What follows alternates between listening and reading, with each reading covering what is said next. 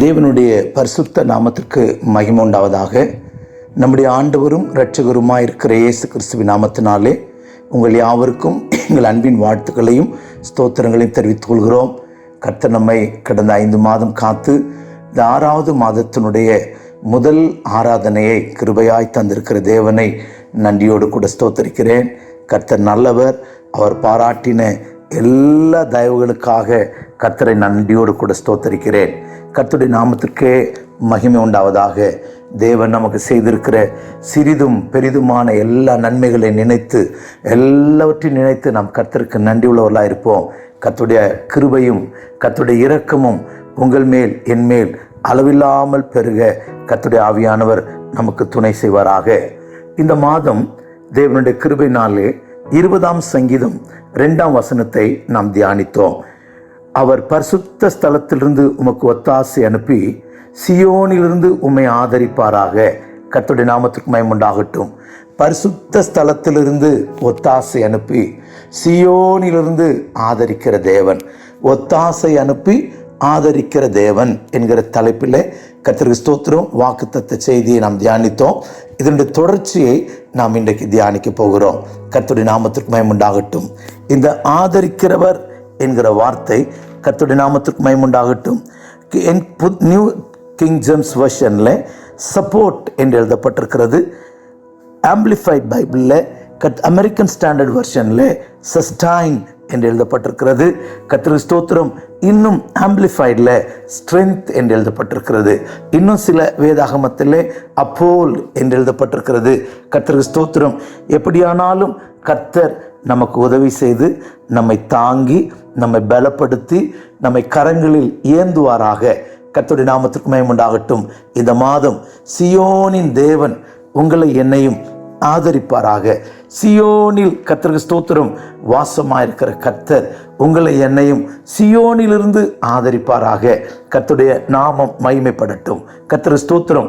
சியோனில் வாசமாயிருக்கிற கர்த்தர் யாரெல்லாம் ஆதரித்தார், யாரெல்லாம் ஆதரிக்கிறார் என்று சொன்னால் கர்த்தருக்கு ஸ்தோத்திரம். முதலாவதாக கர்த்தருடைய நாமத்திற்கு மகிமை உண்டாகட்டும். லூக்கா எழுதின சுவிசேஷம் 1ஆம் அதிகாரம் 55வது வசனத்தில் லூக் சாப்டர் 1 verse 55 அங்கே நாம் படிக்கும்போது கர்த்தருக்கு ஸ்தோத்திரம், நம்முடைய தாசனாகிய இஸ்ரவேலை ஆதரித்தார் என்றால் கர்த்தருக்கு ஸ்தோத்திரம். மேலே உள்ள வசனம் 54ஆம் வசனம் படிக்கும்போது நம்முடைய பிதாக்களுக்கு அவர் சொன்னபடியே ஆபிரகாமுக்கும் அவன் சந்ததிக்கும் என்றென்றைக்கும் இரக்கம் செய்ய நினைத்து தம்முடைய தாசனாகிய இஸ்ரவேலை ஆதரித்தார் என்று வாசிக்கிறோம். கர்த்தருடைய நாமம் மகிமைப்படுவதாக. கர்த்தர் இஸ்ரவேலை ஆதரித்தார். கர்த்தருடைய நல்ல நாமத்திற்கு மகிமை உண்டாகட்டும். இது கேஜேவியிலே நாம் படிக்கும்போது கர்த்தர் அவருக்கு உதவி செய்தார், இஸ்ரவேலுக்கு உதவி செய்தார் என்று படிக்கிறோம். கர்த்தருடைய நாமத்திற்கு மகிமை உண்டாகட்டும். எப்படியெல்லாம் உதவி செய்தார் என்பதை யாக்கோபு சாட்சி சொல்லுகிறதை ஆதியாகம புஸ்தகம் 47ஆம் அதிகாரத்திலே நமக்கு வாசிக்க முடியும். கர்த்தருடைய நாமத்திற்கு மகிமை உண்டாகட்டும். இங்கே கர்த்தருடைய நாமத்திற்கு மகிமை உண்டாகட்டும். 48ஆம் அதிகாரத்திலே 15வது வசனத்திலே வாசிக்கிற வேளையிலே கர்த்தருக்கு ஸ்தோத்திரம், அவன் யோசேப்பை ஆசீர்வதித்து என் பிதாவாகிய ஆபிரகாம் ஈசாக்கு வழிபட்டு வணங்கிய தேவனும் நான் பிறந்த நாள் முதல் என்னை ஆதரித்தவரும் என்று படிக்கிறோம். அப்படியானால் பிறந்த நாள் முதல் கொண்டு கர்த்தர் அவனை ஆதரித்தார். இங்கே 47ஆம் அதிகாரத்தில் நான் வாசிக்கும் போது கர்த்தருக்கு ஸ்தோத்திரம், இங்கே 11ஆம் வசனம் 12ஆம் வசனத்தில் பார்வோன் கட்டளையிட்டபடியே யோசேப்பு தன் தகப்பனுக்கும் தன் சகோதரருக்கும் எகிப்து தேசத்தில் நல்ல நாடாகிய ராமசேஸ் என்னும் நாட்டிலே சுதந்திரம் கொடுத்து அவர்களை குடியேற்றினான். யோசேப்பு தன் தகப்பனையும் தன் சகோதரரையும் தன் தகப்பனுடைய குடும்பத்தார் அனைவரையும் அவரவர்கள் குடும்பத்திற்கு தக்கதாய் ஆகாரம் கொடுத்து ஆதரித்து வந்தான். கர்த்தருடைய நாமத்திற்கு மகிமை உண்டாகட்டும். பிறந்த நாள் முதல் இதுவரைக்கும் என்னை ஆதரித்தவர் என்று சொல்லுகிறார். அப்படியானால் இந்த இடத்துல ஆங்கிலத்தில் ஃபெட் என்று எழுதப்பட்டிருக்கிறது. ஃபெட். கர்த்தர் அவனை போஷித்தார். தேசத்தில் பஞ்சம் வந்தது. அப்பொழுதும் கர்த்தர் யோசேப்பை கொண்டு அவருடைய குடும்பத்துக்கு தக்கதாய் போஷித்தார். இதைதான் மரியாள் பாடுகிறாள். பிதாவாகிய ஆபிரகாமை நினைத்து அவருடைய சந்ததிக்கு இரக்கம் செய்ய நினைத்து தன் தாசனாகிய யாக்கோபை, தாசனாகிய இஸ்ரவேலை ஆதரித்தார். கர்த்தருக்கு ஸ்தோத்திரம். அவனை போஷித்தார் என்று சொல்லுகிறார். யோசேப்பு தன் குடும்பத்தை மாத்திரமல்ல, தேசத்தில் பஞ்சம் வந்தபோது அதே 47ஆம் அதிகாரத்தில் கர்த்தருக்கு ஸ்தோத்திரம் 17வது வசனத்தை படிக்கும்போது, அவர்கள் தங்கள் ஆடு மாடு முதலானவைகளை யோசேப்பினிடத்தில் கொண்டு வந்தார்கள். யோசேப்பு குதிரையும் ஆடுகளையும் மாடுகளையும் கழுதைகளையும் வாங்கி கொண்டு அந்த வருஷம் அவருடைய ஆடு மாடு முதலான எல்லாவற்றிற்கும் பதிலாக அவர்களுக்கு ஆகாரம் கொடுத்து அவர்களை ஆதரித்தான். கர்த்தருக்கு ஸ்தோத்திரம்.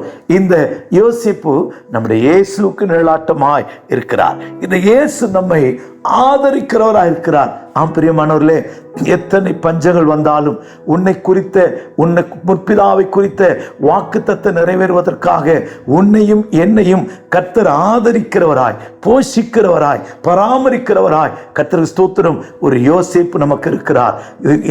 இவர்களை போஷிப்பதற்காகவே, இவர்களை பராமரிப்பதற்காகவே, இவர்களை ஆதரிக்கிறதற்காகவே ஒரு யோசேப்பு பாடுகளினூடாய் கடந்து போக வேண்டியதா இருந்தது. அவன் குழிக்குள்ளே போனான், பிட். அடுத்ததாக பிரிசன், தென் பேலஸ். கர்த்தருக்கு ஸ்தோத்திரம். Bit, prison and palace. அவன் குழியிலேயும் சிறைச்சாலையிலேயும் அதற்கு பின்பு சிங்காசனத்திலேயும் உயர்த்தப்பட்டான். கர்த்தருக்கு ஸ்தோத்திரம். யோசேப்பே, எதற்காக இந்த பாடுகள்? ஏன் இந்த பாடுகள் என்று சொன்னால், கர்த்தருக்கு ஸ்தோத்திரம், தாசனாகிய இஸ்ரவேலை ஆதரிப்பதற்காக, ஆபிரகாம் ஈசாக்குக்கு வாக்கு பண்ணினதை நிறைவேற்றுவதற்காக இங்கே ஒரு மனுஷன் பாடுகளினூடாய் கடந்து போகிறதை நாம் பார்க்கிறோம். இப்பொழுது சிங்காசனத்தில் உயர்த்தப்பட்டிருக்கிற யோசேப்பு நல்ல நாடாகிய ராமசேஸை கொடுத்து, ராமசேஸில் வைத்து சகோதரருக்கும் தன் தகப்பனுக்கும் அவன் அப்பம் கொடுத்து ஆகாரம் கொடுத்து ஆதரித்து வந்தான். அவன் தன் குடும்பத்தாருக்கு மாத்திரம் அல்ல, தேசத்தாருக்கும் ஆகாரம் கொடுத்து ஆதரித்து வந்தான். அதே போல ஒரு நல்ல யோசிப்பு நமக்கு இருக்கிறார். அந்த யோசிப்பு தான் நம்முடைய ஆண்டவராகிய இயேசு கிறிஸ்து நமக்காக கல்வாரியிலே எல்லாவற்றையும் செய்து முடித்திருக்கிறார். நமக்காக எல்லா பாடுகளையும் அவர் சகித்திருக்கிறார். உங்களுக்கு எனக்கு நன்மை செய்யும்படி கர்த்தருக்கு ஸ்தோத்திரம். அவர் பிதாவின் வலதுகரத்திலே உயர்த்தப்பட்டிருக்கிறார். ஆம் பிரியமானவர்களே, இந்த எழுத்துக்குரிய யோசிப்பு எகிப்திலே கர்த்தருக்கு ஸ்தோத்திரம் எழுத்துக்குரிய விதமாய் அவர்களை போஷித்தான். நம்முடைய ஆண்டவராகிய இயேசு கிறிஸ்துவோ உனக்காக எனக்காக கல்வாரியிலே பாடுகள் பட்டு, கல்வாரியில் அடிக்கப்பட்டு, காயங்கள் ஏற்று உனக்கும் எனக்கும் நன்மை செய்யும்படியாய், நம்மை ஆதரிக்கும்படியாய், நம்மை மேன்மைப்படுத்தும்படியாய் உனக்கு வேண்டிய எல்லாவற்றையும் கல்வாரியிலே செய்து முடித்திருக்கிறார். தேவனுடைய நாமத்திற்கு மகிமை உண்டாகட்டும். இந்த கல்வாரி அன்புக்கு நேராய் ஓடி வருவோமாக. இந்த யோசேப்பினிடத்தில் ஓடி வருவோமாக. யோசேப்பு சொல்லுகிறான், சீக்கிரமாய் என்னிடத்தில் வாருங்கள், நான் உங்களை பராமரிப்பேன். கர்த்தருக்கு ஸ்தோத்திரம். இயேசு நம்மை ஆதரிக்கிறவராய், நம்மை கர்த்தருக்கு ஸ்தோத்திரம் தள்ளிவிடாதவராய், என்னிடத்தில் வருகிற ஒருவனையும் புறம்பே தள்ளேன் என்று இயேசு சொல்லி நம்மை அழைக்கிறார். இந்த இயேசுவிடத்தில் வருவோம், கர்த்தர் நம்மை ஆதரிப்பார். இந்த ஆதரவு கர்த்தருக்கு ஸ்தோத்திரம் போஷிப்பை காண்பிக்கிறது, போஷிப்பை காண்பிக்கிறது. கர்த்தருக்கு ஸ்தோத்திரம். உன்னை குறைவில்லாமல் உன்னை கர்த்தர் போஷிப்பார். உன்னை குறைவில்லாமல் கர்த்தர் நடத்துவார். உனக்கு போதுமான நன்மைகளை தந்து கர்த்தர் நடத்துவார். எத்தனை லாபான்கள் உனக்கு விரோதமாய் உன்னை குறித்த தேவ திட்டத்தை முறித்து போட எத்தனைத்தாலும் அவர்களோடு கர்த்தர் எச்சரித்து, யாக்கோபே, இஸ்ரவேலே, உன்னை கர்த்தர் போஷிக்கிறவராக இருக்கிறார். ஆண்டவரிடத்துல வரலாமா? யோசேப்பினிடத்துல வரலாமா? இதை யோசேப்பு நம்மை போஷிக்கட்டும், அவராலே ஆதரிக்கப்படுவோம். யோசேப்பு ஆதரித்தான். இயேசுனை ஆதரிக்க அழைக்கிறார். இயேசு நல்லவர். அவரிடத்தில் வருகிறவர்களை அவர் புறம்பே தள்ளமாட்டார். அவர் தன்னை ஏற்றுக்கொண்டு மகனாக மகளாக ஏற்றுக்கொண்டு கர்த்தருக்கு ஸ்தோத்திரம் உன்னை ஆதரிக்க வல்லவராக இருக்கிறார். உலகத்திலே மனுஷன் நான் உன்னை ஆதரிப்பேன் என்று சொல்லலாம். எல்லாரும் கைவிட்டாலும் இயேசு உன்னை கைவிட மாட்டார். அவர் வாக்கு மாறாதவர். அவர் வாக்கு தத்தத்தில் உண்மை உள்ளவர். கர்த்தருக்கு ஸ்தோத்திரம். இந்த இயேசுவை நம்பி ஓடி வருவோம். அவருடைய ஆதரவுக்குள்ளே வருவோம். அவருடைய ஆதரவுக்குள்ளே வருவோம். கர்த்தருடைய நாமத்திற்கு மகிமை உண்டாகட்டும்.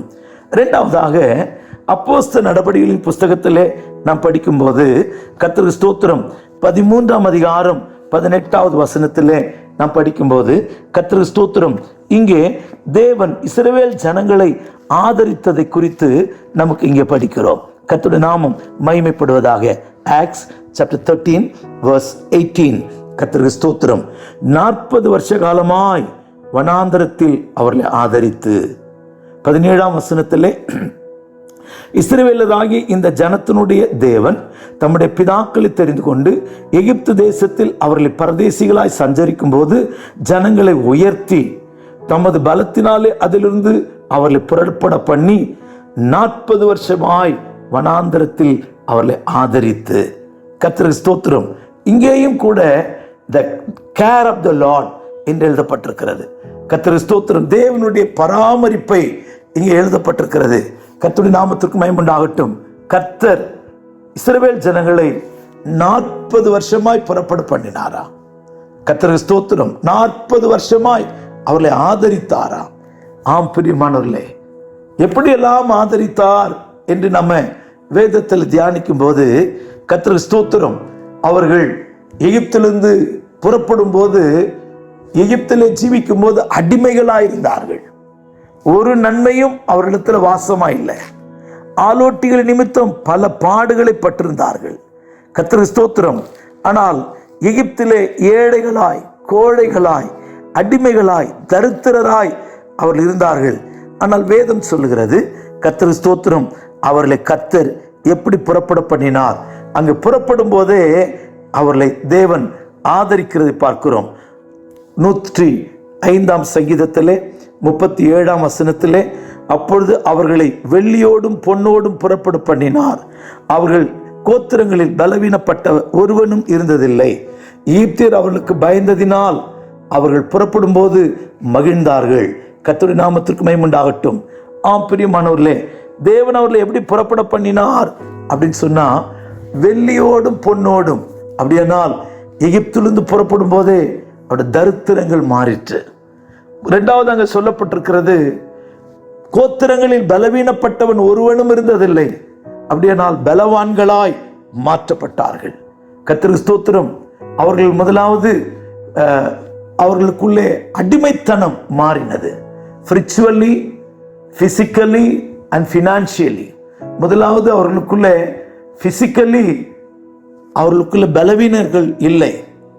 எல்லாரும் பலவான்களாய் காண்டாமிருகத்துக்கு ஒத்த பலனோடு புறப்பட பண்ணினார். 430 வருஷம் எகிப்தில் இருந்தார்கள்.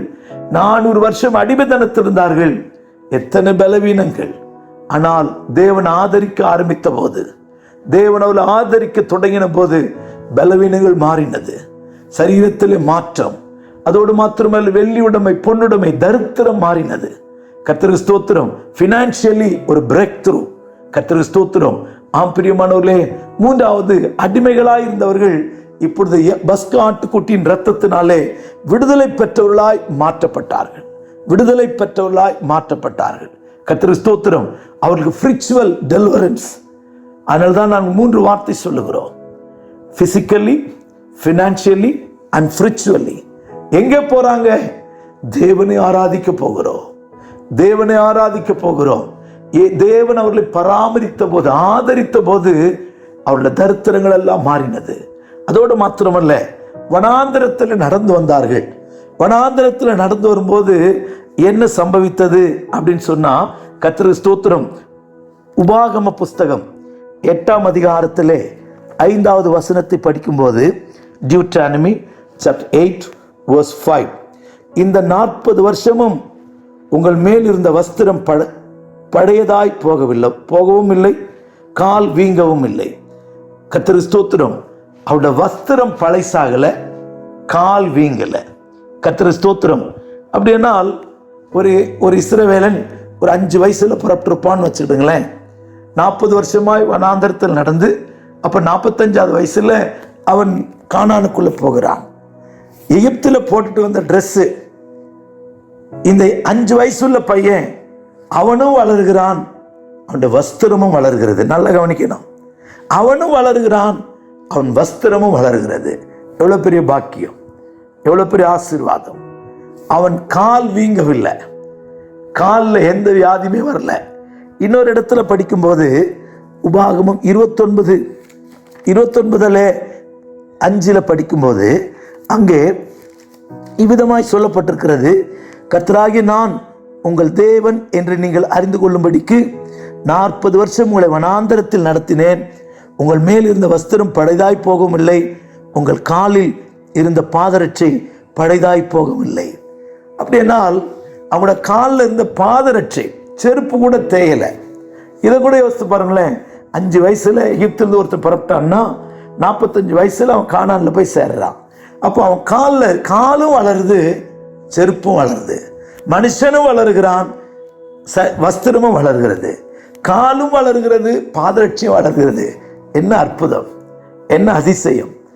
பிரியமானவர்களே, கர்த்தருக்கு ஸ்தோத்திரம். அதோடு மாத்திரமல்ல, நெகேமியா 9ஆம் அதிகாரம் 21வது வசனத்திலே வாசிக்கும் போது, நெகேமியாவின் புஸ்தகத்திலே 9:21 இங்கே நெகேமியா அழகாக சொல்லுகிறான். கர்த்தருடைய நாமத்துக்கு மகிமை உண்டாகட்டும். என்ன சொல்லுகிறான்? இப்படி 40 வருஷமாய் வனாந்தரத்தில் அவர்களுக்கு ஒன்று குறைவுபடாதபடிக்கு அவர்களை பராமரித்து வந்தீர். அவள் வஸ்திரங்கள் பழமையாய் போகவில்லை, அவருடைய கால்கள் வீங்கவும் இல்லை. கர்த்தருக்கு ஸ்தோத்திரம். ஒரு குறைவில்லாமல் அவர்கள் சந்தோஷமாய் நடந்து வந்தார்கள்.